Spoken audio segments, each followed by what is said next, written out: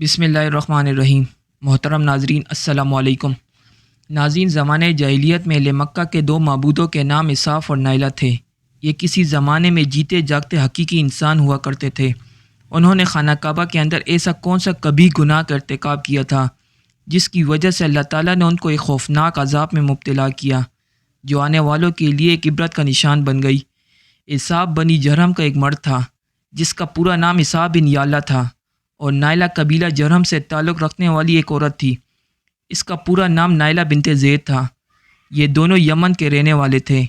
خانہ کعبہ کی تعمیر جب سے ہوئی اس وقت سے لے کر اب تک جس نے بھی خانہ کعبہ کی بے حرمتی کی یا بے حرمتی کرنے کی کوشش کی، ان سب کو اللہ رب العزت نے دنیا میں ذلیل اور عبرت کا نشان بنایا، پھر چاہے وہ دنیا کا طاقتور ترین بادشاہ ابرہ ہو اور اس کے ہاتھیوں کا لشکر ہی کیوں نہ ہو۔ اس کے علاوہ بھی تاریخ ایسے کئی واقعات سے بھری پڑی ہے جنہوں نے کعبۃ اللہ شریف کی بے حرمتی کی اور اللہ رب العزت کے عذاب نے ان کو نیست و نابود کر دیا۔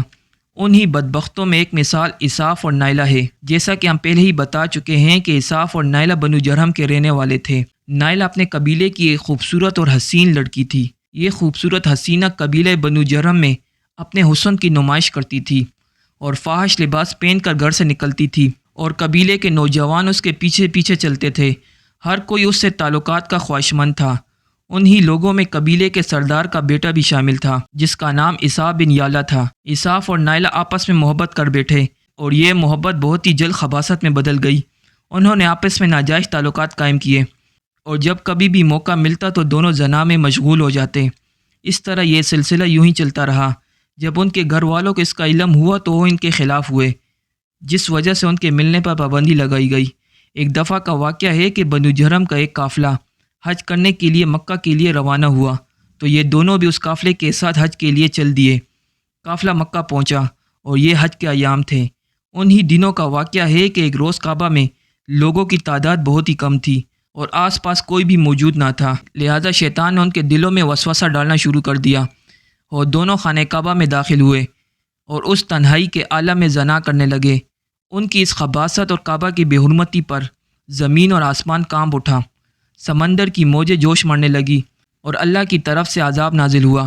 نازل ہوا کچھ یوں کہ جب وہ خانہ کعبہ کے اندر بدفعلی کر رہے تھے تو اسی وقت ان کی روحیں قبض کر لی گئی اور ان کے گوشت پوش کے جسم پتھر کے بنتے چلے گئے۔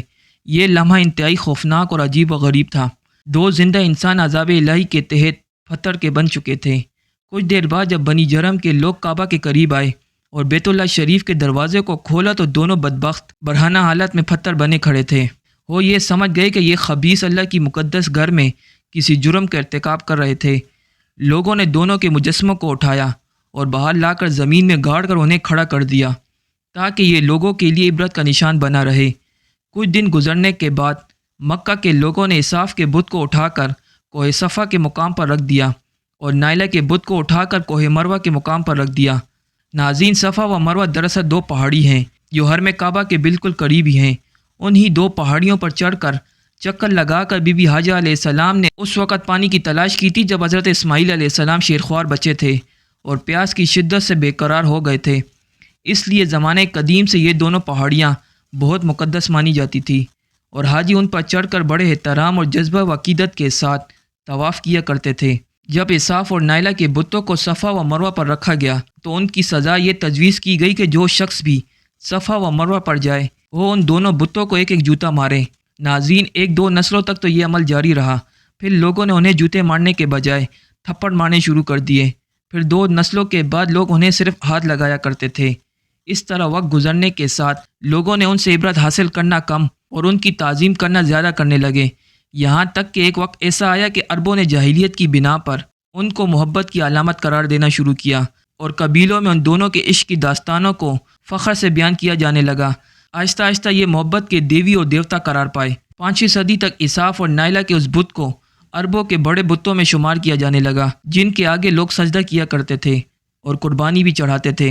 ناظرین، حضرت زید بن حارثہ رضی اللہ تعالیٰ عنہ بیان کرتے ہیں کہ زمانے جاہلیت میں جب مشرکین مکہ بیت اللہ کا طواف کرتے تھے تو اساف اور نائلہ کے اس بت کو چھوتے تھے۔ جب میں ایک دفعہ رسول اللہ صلی اللہ علیہ وآلہ وسلم کے ساتھ بیت اللہ کا طواف کر رہا تھا، لہٰذا جب میں ان بتوں کے پاس سے گزرا تو ان کو چھوا، تو اس پر آپ صلی اللہ علیہ وآلہ وسلم نے مجھ کو ان بتوں کو چھونے سے منع کیا، میں نے اپنے دل میں کہا کہ دیکھوں تو صحیح کہ چھونے سے کیا ہوتا ہے، اس لیے دوبارہ ان کو چھوا۔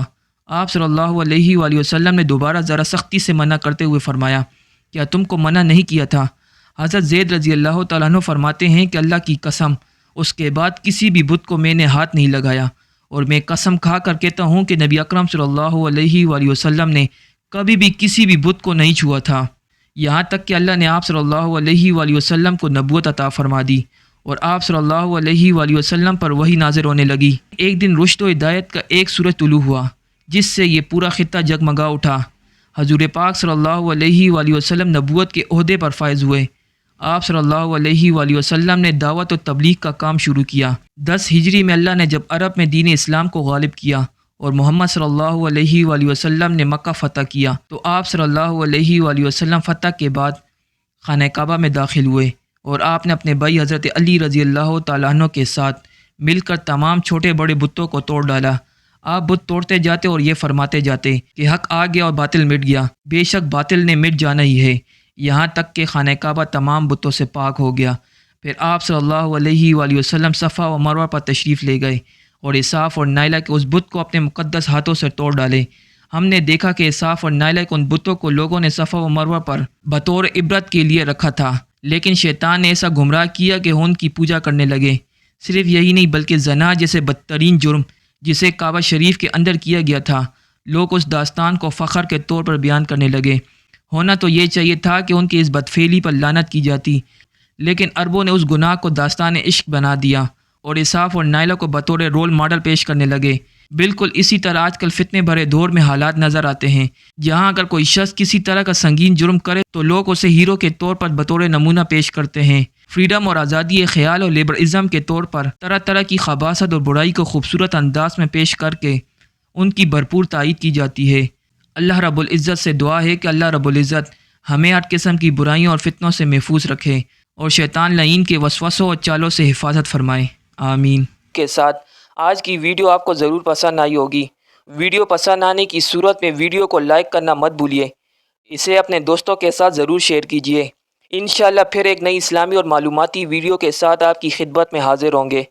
تب تک کے لیے اجازت دیجیے، اللہ نگہبان۔